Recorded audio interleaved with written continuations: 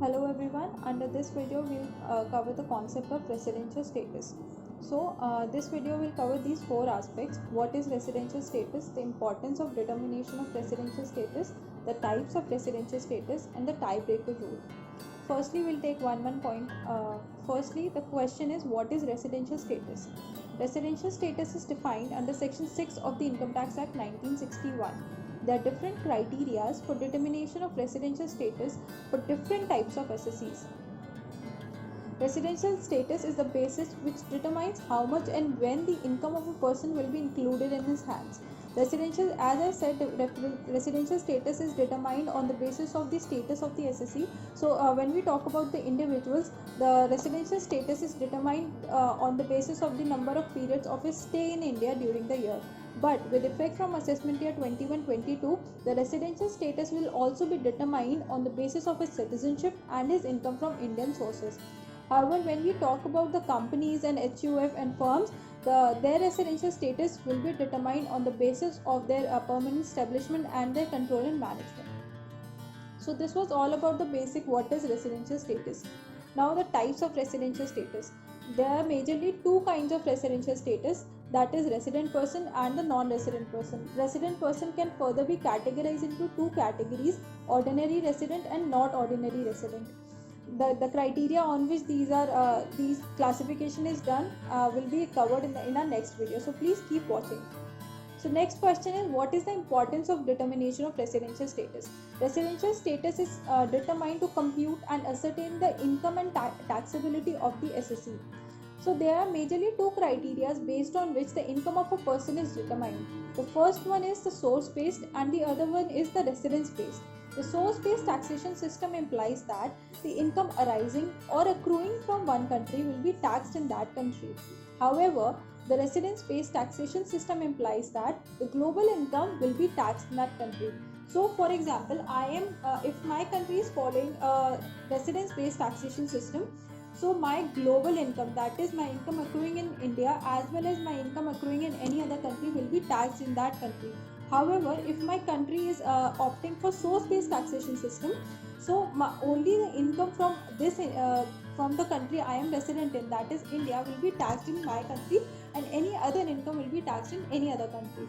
But India follows the residence-based taxation system. This implies that my income accruing from any country, that is this country or any other country, will be taxed in my hands in India. So, on an overview, based on the different type of residential status, how much income is taxable in India, we'll cover in this video. So, if I am an ordinary resident, then every income accruing or received in India arising in India will be taxable in India. If I'm a not ordinary person, then every income received, accruing or arising in India will be taxable in India, as well as accruing outside India will be taxable if the business is controlled from India. If I'm a non-resident person, then only the income arising or accruing in India will be taxable, not the income accruing or arising outside India. And now with more importance, like for example, when we talk about what are the differences between the non-resident and resident person, it is to avoid the residence is determined to avoid the dual taxability of the income. A dual taxation can happen if the SSE has income from more than one country and such income is taxed in that country also. In this case, the income which has been taxed in other country will not be taxed in India, or the credit for tax will be paid to him. Secondly, there are various exemptions and deductions which are provided on the residential basis. There are various deductions under Chapter 6A which are provided only to resident and not to non-residents. Thirdly, there are various compliances like return filing and PAN application are not mandatory in case of non-resident in India.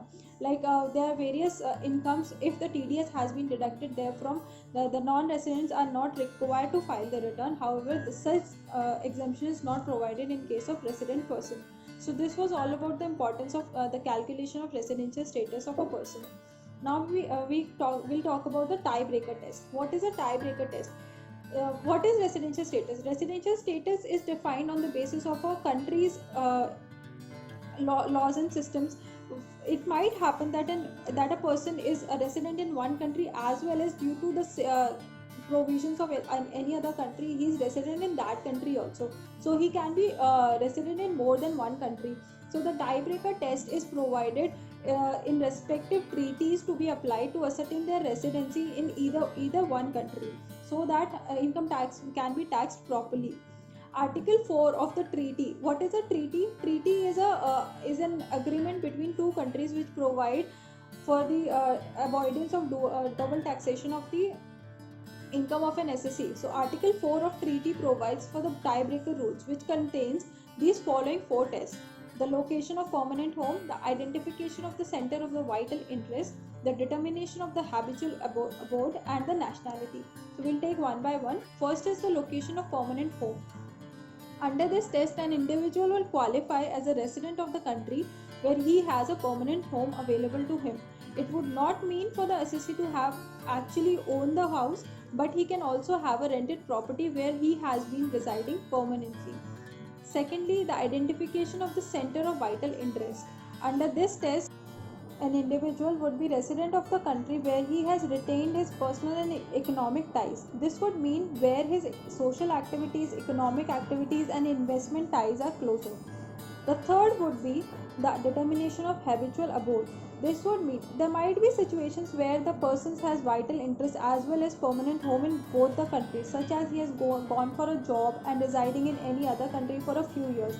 Now he might have a permanent home in both the countries and interest in both the countries. Now the tiebreaker would be where he has the habitual abode. That would mean the breaker would be the place where he has stayed for a longer duration, or the country he would likely to stay after the completion of his deputation.